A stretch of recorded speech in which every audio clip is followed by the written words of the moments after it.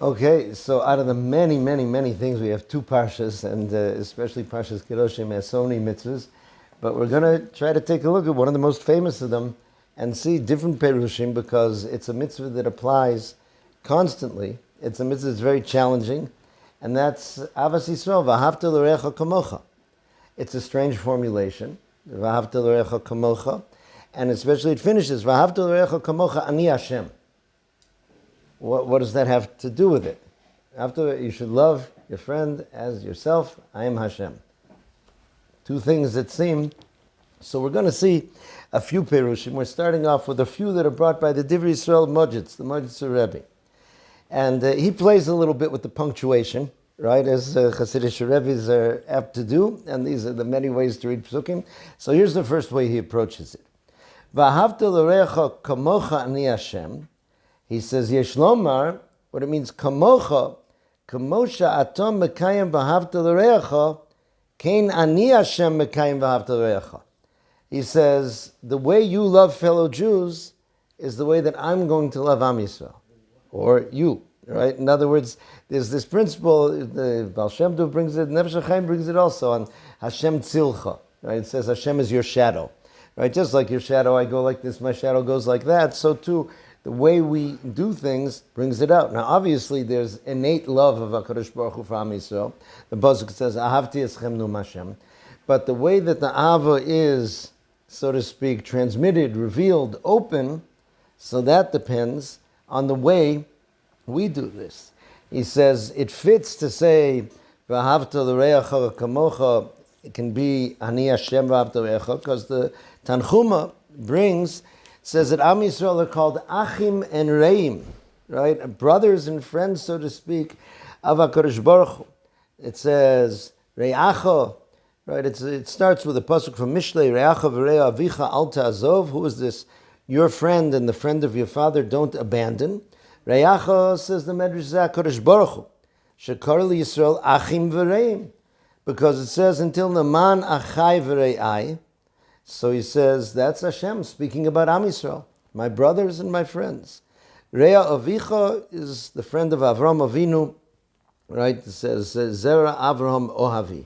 Hashem says, Avram is the one who I love. So there's two things, even Barry. We have our mitzvah, right, to love Yisrael, and HaKadosh Baruch Hu says, there's going to be a reflexive, and this is the way he reads the pasuk. V'ahavta l'recha, your mitzvah is love your fellow Jew. Shalom aleichem, right? He says, kamocha ani Hashem. Yeah, in other words, kamocha v'ahavta l'recha, you have to love your fellow Jew. Kamocha ani Hashem, and then like you do, I Hashem will do. Okay, so that is a beautiful way of explaining it. Now, before we go on with more explanations of V'ahavta l'recha kamocha of Ahavas Yisrael, it's important to speak out a chiddush that Rav Hutner said, based on the Rambam. He was really saying it on the mitzvah of Avas Hager, right, where he explained that the Rambam tells us that the mitzvah of Avas Hager is strange, because you have a mitzvah of Avas Yisrael, and a ger becomes Yisrael, right? He gets a name, V'nikra Shmo b'Yisrael. The ger, tzedek, is a Jew. So therefore, the mitzvah of V'ahavta l'recha kamocha applies to him. So how does the Torah give another mitzvah saying V'ahavta misager? Is it people mistakenly assume because, well, it's harder to love a ger because he's an outsider, you have to make an extra effort? The Rambam says no. He says there's an extra separate mitzvah to love the ger because of everything he went through, to come tachas kanfei ashchina, to come under the wings of HaKadosh Baruch Hu, so to speak, and because of that maila, because of that advantage, you have a mitzvah to do it. So therefore, what comes out of it is the following.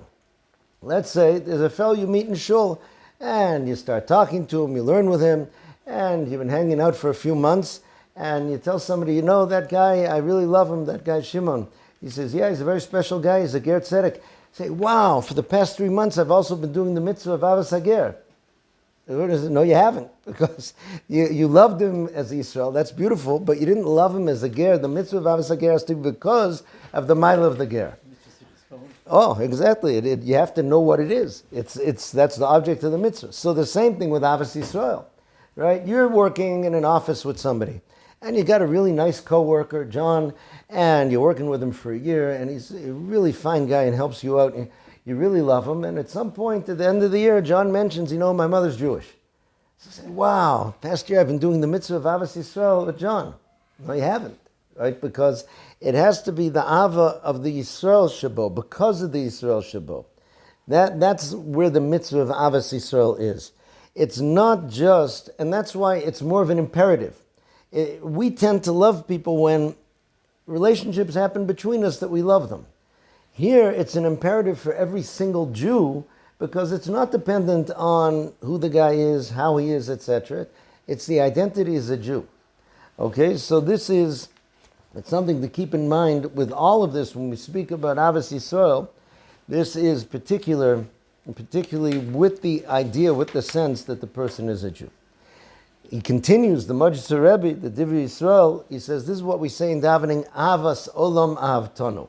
Okay, this Hasidim and Sfaradim say that in Shachris, right? We say, Avas Olam Beis Yisrael Amcha Ahavtu, we say in Ma'ariv. What is Avas Olam? The love of the world, I love you. Right? It's like saying, I love you this much, right? I love you like the whole world. What does it mean? So he says, the way that Am Yisrael love each other in Olam Hazeh, that is the way Hashem loves us. Avas Olam. The love of Ahavas Yisrael that you bring in the world, right? And therefore, he says, this is such a big klal. V'ahavta l'reacha kamocha ze klal gadol b'Torah, because it affects our entire relationship with HaKadosh Baruch Hu. So that's one parish that starts, right? And you can see the reflexive power of it. Another, O Yomar, he says, another parish. V'ahavta l'reacha kamocha ze klal gadol b'Torah. He says, this is the general way or the definition of a gadol b'Torah. What's a gadol b'Torah? Right? It's hard. People oftentimes assume, okay, it's a person who knows a lot of Torah. But that's not necessarily true. There were people who knew a lot of Torah who didn't keep mitzvahs. Right? There are people who know a lot of Torah and had terrible midos. Right? What makes a gadol b'Torah? So he's saying, this is what Rabbi Akiva is saying, this is the klal gadol b'Torah. This is the klal, this is the general definition of a gadol b'Torah. Meaning, Ahavas Yisrael, this is the klal for a person who's gadol b'Torah. Because a true gadol b'Torah, as he progresses, the more he becomes great in Torah, he sees more what's missing in him, umailos chavero, and he sees more of what's good in his friend. That should be the trend. Right? That's how a person can tell that the person sees the good in others. He sees his own problems, but he's looking at the milos of the others. And he loves Am Yisrael more than another person who loves less Torah. Okay, that's what's supposed to be. Sometimes you have a young fellow who's very talented and he is reciting things, by heart, but he doesn't have Ahavas Yisrael. And sometimes the more he learns, the less Ahavas Yisrael he has. So you can tell that something's wrong there. That's not the path to godless. He says, to explain this a bit more, he says like this. Chazal say, right, that there are Shishim Riba Osios LaTorah. 600,000 letters in the Torah. Now all the Mefarshim say there aren't, right? And they come up with all different ways, counting the white spaces and counting different things. But what it symbolizes is that 600,000 is this critical mass of Am Yisrael. That's this symbolic number of Am Yisrael as a whole nation. And 600,000 letters in the Torah. Each Jew corresponds to a letter, and many drushes are said about that. A Sefer Torah that's missing one letter is puzzle. Right? That's why it's so important that we have each and every Jew. Right? Rabbi Akiva's Talmidim, right, when it says that they died, Shlo Nogu Kavod Zeh Bazeh. So I heard from Moshe Shapiro Zatzal, he said the idea of kavod means that everyone is unique and therefore everyone is necessary. He says, in whatever slight level it was there with Talmidei Rebbe Akiva, lo nagu kavod zeh b'zeh doesn't mean they were calling each other names, throwing spitballs at each other. It means a subtle sense of, if you weren't here, we'd still be okay. With all due respect, it's like if we weren't 24,000, we were 23,999 and you were the one that wasn't here, no big deal. That's the no go kavod zeh b'zeh. Okay, so therefore this idea, the Shishim Riba Osios, number one, explains the importance of the individual. But here he says something, it's a little hard to wrap the head around it. He says, that means the 600,000 letters are the 600,000 neshamas of Am Yisrael. And the neshama of Am Yisrael, of each and every Jew, is a chelek elokah mimal, a portion, so to speak, of HaKadosh Baruch Hu. So, and that's why we say, Oraisa v'Yisrael v'kudshu b'richu chad. It says in the Zohar HaKadosh that the Torah and Am Yisrael and HaKadosh Baruch Hu are all one. Because a Jew has a neshama that's a chelek elokah mimal. The Torah has letters that are really each Jew, which is also a neshama. It all goes around and it's there. So he says, therefore, if a person learns more Torah, that means he's, so to speak, absorbing into himself more Jewish neshamas, more letters of Torah, more elokus. So that means that those more and more Jews are becoming part of him, so to speak. Right? As he devours Torah, so to speak, he's bringing into himself another Jew and another Jew, another Jew. So if it's real growth in Torah, you should be seeing more and more connection, more and more Ahavas Yisrael. Another similar explanation he brings, Ze klal gadol b'Torah, is simply, he says, this is the only way to become great in Torah. Al yidei Ahavas Yisrael tzomech ve'oleh v'gadol b'Torah. He says, only when a person has Ahavas Yisrael can he really reach that level of what's called gadol b'Torah. You may be talented, right, and you may know a lot. But he says, Masha enkein below Ahavas Yisrael, without Ahavas Yisrael, gam ksheosek b'Torah, b'chol zot eino tzomeach v'gadol.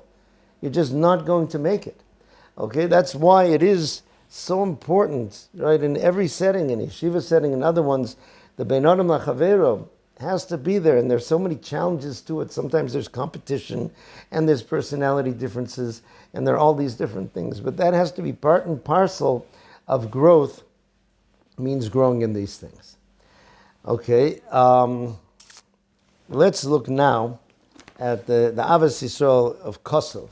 The Ahavas Yisrael of Kosov, that was the Rebbe who was the root of the dynasty known as Vishnitz. They were Talmidim of the Kosover. And he says like this, V'ahavta l'orecha kamocha ani Hashem. Okay, why does it say, V'ahavta l'orecha kamocha ani Hashem? So he says, a person is really supposed to love every other Jew fully. Okay, now we're going to get to what that means, right? Another sefer we'll see in a second, Rav Yitzchak Radzman, he said, it can't mean that if I make myself a sandwich, I have to make you a sandwich every time. Right? If I buy a house, I have to buy you a house. Right? If you bought yourself a house, buy a house for every. It's simply not comprehensible.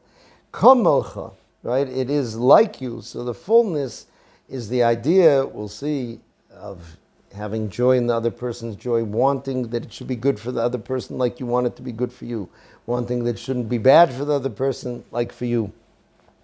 So here he says like this, if a person totally loves someone else, and the other person loves him, and that's usually the way it works, that it's reflexive. Okay, that's what Chazal say. Kamayim aponim elponim kein lev ha'odom. That the heart of a person, it's like the reflection in the water. So if I love someone, I love them. I think I told you the story. I'll just repeat it briefly about the Chasam Sofer who had to take away the hechsher from a certain butcher in Pressburg who was messing around. And this butcher said that he was going to get revenge on the Chasam Sofer. Now the Chasam Sofer was also a moil who did many, many milas in Pressburg, and he gets a message that this butcher had a baby boy, and he would like the Rav to come be the moil. So this, the Talmud Rebbe saw it in a biography of someone named Rav Plaut, who was the Talmud of the Chasam Sofer.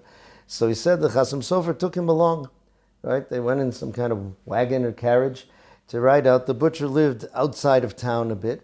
And at one point, there was a road through the woods, and it was a one-lane road going through the woods. They're going there in their horse and buggy, and they see at the end of the road, they see the butcher standing there and a couple other men, and they seem to be holding very large implements, right? Some kind of axe handles or things like this.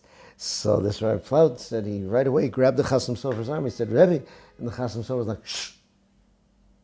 Like he didn't know, and they're getting closer. He tried again. Rebbe, look, he said, shh. They came, and like the butcher put down the stick, kind of put it behind his back, and he said, Rabbi, I'm sorry, it bothered you, there was a mix-up, there is no bris today. And they stepped back and let them turn the carriage around and go off. So at that point he said, what was that? Chasam Sofer said, like, basically, I'm not stupid. I saw what you saw also. And I saw there was no place to go. So I focused my mind on finding everything there was to love about that butcher. He said that melted the hatred in him. He said, believe me, if I had more time, he would have hugged me when I got there. Okay, so there is such a power of this reflexive way of doing things. Now he says, working with gematria like this, he says, Ahava is the same gematria of echad, of one.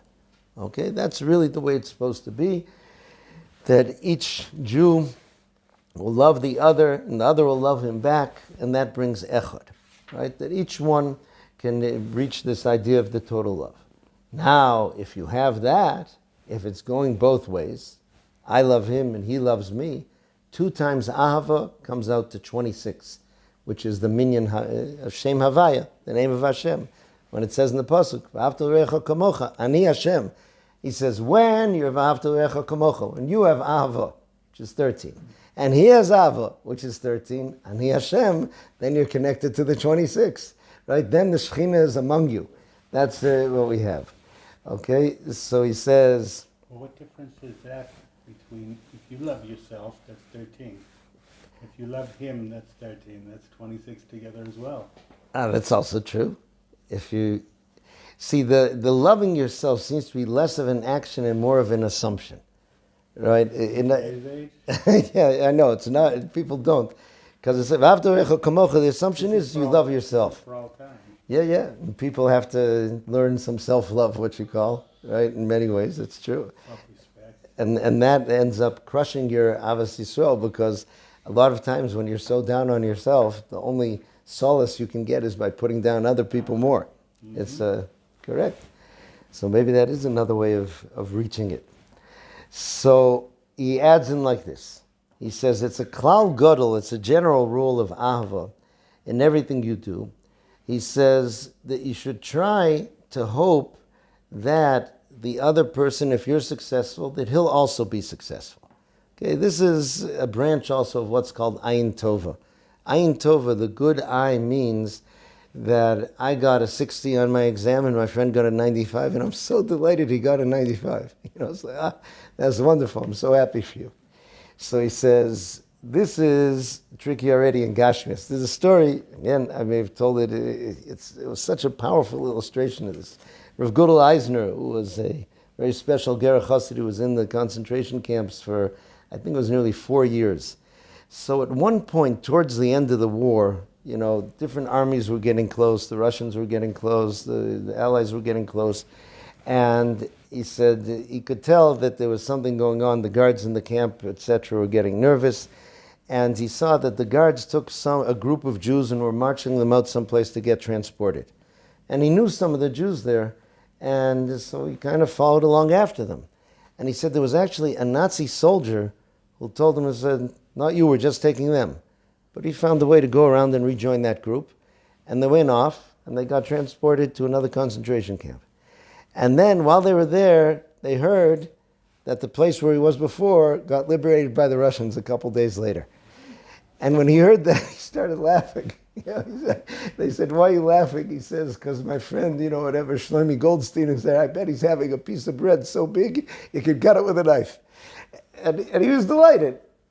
Meaning another person sometime would replay that decision in your mind so many times and torture yourself with it. Okay, what was done. But meanwhile, my friend, he's having good there. That's very nice. Now the Shalom tells us that it's difficult enough to wish that the other person will have, in physical things, in Gashmias, will have as good as you. But in Ruchnias, it's even more. And this took a little thinking about. Meaning, a lot of times a person's sense of pride and superiority almost is that you feel better than X or Y and Z in Ruchnias. I know more Torah than he does. I give more tzedakah than he does. I'm firmer than he is. I eat less hechsherim than the ones he eats or something. And suddenly, this other person is getting to be more, right? So you should be delighted. Suddenly this person becomes a big tzaddik, something. It shouldn't bother you at all, he said. It shouldn't be kino. It should be like Moshe Rabbeinu announced when they came and they said that Eldor, Umeidod, Miznabim Bamachnet, these people weren't supposed to be Nevi'im, and here they're having Nevuah. Mi ten kol Hashem Nevi'im. Moshe Rabbeinu says, wonderful. Halavai, that all of Am Yisrael should be Nevi'im. Okay, this is something which is there. Many people face the problem sometimes that if you feel that a person is, so to speak, less observant than you, and again, none of us know who's a tzaddik or who's a rasha. The Rambam says only HaKadosh Baruch Hu knows that cheshbon, right? Because he knows there's so many things that go into a mitzvah one person does, it was very hard for him to do. The mitzvah another person did, it was very easy for him to do. Right? There are all sorts of factors that only Hashem knows. We can never tell the numbers and who and how we are, and we're not supposed to be, right, absorbed in that. But so sometimes if a person feels, someone's less observant than me, I have to love him, I will love him, I love him, etc. But then when someone is, so to speak, more machmir than you, sometimes that is even harder. That gets people really worked up sometimes, right? That if it comes, so-and-so says, my cousin wants to come to us for Shabbos, just he said he only eats these hechsherim, right? So shouldn't come. Let him not come. We're not Jewish enough for him. Let him not come. Slam the door. Why? Right? Why is that anger? Why is that upsetness at it? It doesn't mean that it's worse. There was a Rav, he passed away just a couple weeks ago. I knew him, Rav Moshe Sluch, his name was. He was a very special Talmud Chacham here in Yerushalayim. He was the Rav of a shul in Katamon, even though he lived in Sanhedria. He used to walk this long walk to get there. And he told me once, he said that his son joined a certain kehillah in Bnei Brak that they would do like private shechita. Right? In other words, they would do a few times a year, they would go out and they would like interview the chickens and get to know them, and you really walk around with them and etc. And then they would shech them one by one. It was a whole process. And that's what they would do a few times a year with that or with some special cow that had been saying Tillim all year or something. They would shecht him and they would fill up their freezers with this meat a couple times a year. And that's what they would eat. They wouldn't eat any other meat. So he told me, he said, so when my son comes for Shabbos, my wife makes 2 cholents, right? She makes one cholent that starts off, she makes another cholent, right? That she puts in everything else, and he comes with his little plastic bag of his, special meat and pops it in, and that's his cholent. And I asked him, I said, you don't find that insulting or lack of coding? Why not? Wonderful, that's his kila, that's what they do. What's it bother me? Okay, so he said, this is also an interesting challenge in V'ahavta l'recha kamocha. Right, it's.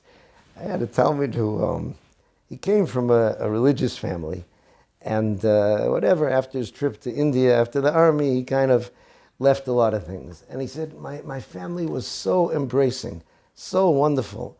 All of them, there was no sense of distance because I wasn't keeping this, wasn't keeping that. And then he became a Lubavitcher. Right? And he said, suddenly there are all these things. Why are you breaking up the family? Right? Why aren't you following our traditions? Why aren't you? All these kind of things. It was interesting that, so, and again, we have to be honest as humans. It's where it hits us. It's where I feel it's someone looking down on me, it's someone, looking up from above on me, etc. So he said, even in terms of these things, in terms of Avodas Hashem, you should love, you should not be jealous, you should not be worried about those things, and you should want only the good. Now, this Rabbi Yitzchak of Radville that we mentioned, he says, why is V'ahavta l'recha kamocha such a klal gadol b'Torah? He said it's the litmus test of everything that you do. Because he says you have to realize the following. Imagine a parent who has a few children, and every child has some kind of problem. One child is unemployed. Another child has a medical problem. Other child, his kids got kicked out of school. Ain't so for these things. So each child feels his pain. The father feels the pain of all of them. So he says, if HaKadosh Baruch Hu's our father, right? And so we realize that when we are in pain, HaKadosh Baruch Hu's in pain. But tzarasam lo tzar. Right? It says when HaKadosh Baruch Hu sees a Jew's in pain, he says, my head hurts, my arm hurts, etc. And the joy that HaKadosh Baruch Hu feels when things are good for us is also. So he says, if you really care about this idea of Bani Matim L'Hashem Elokechem, you are children of Hashem, your God, right? So then it should be V'ahavta l'recha kamocha. You certainly want everyone else, anything good that you have, you would hope that it would be as good as that, because that's what Hashem wants. And that's what will, so to speak, bring Hashem joy and simcha. If another person's in pain, you certainly want his pain to be solved, right? Because all that goes to Hashem. And he says all of Torah is based on this idea of ava and yira, of love and awe of Hashem. And he says, V'ahavta l'recha kamocha is the litmus test. That's where the rubber hits the road, right? To see if you really believe in this idea of caring about Hashem, so to speak, and what Hashem wants from the world. Where do you see that? It's empty words that we can mouth, right? I love God, I love Hashem. Okay, but this other Jew, that's where it comes from. The pasuk, Boni matem l'Hashem Elokechem, starts off, you are children to Hashem your God. Lo tizgodedu. And there's a mitzvah of not cutting yourself up or tearing your hair out in despair when someone dies. But Chazal learned something else in that pasuk.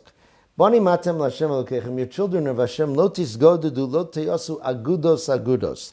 Don't make yourself into separate groups, separate divisions. Okay, now again, this doesn't mean that there can't be different styles in minhagim and chassidius, etc. But that means Jews that are separated from other Jews. A Talmud Chacham I know was very sensitive. He said there's a word in modern Hebrew, said that's a horrible word. You'll hear them talking about the Hamigzar Hadati, Hamigzar Acharei. Migzar means a sector, but sector comes from the idea of section, of cutting. Migzor, right? There was a famous moel, Rabbi Yomin HaGoizer, one of the Rishonim, right? Because it means to cut. This idea that there are groups of Jews that are cut off from each other. It's a terrible word, right? He says, Boni matem l'Hashem Elokechem.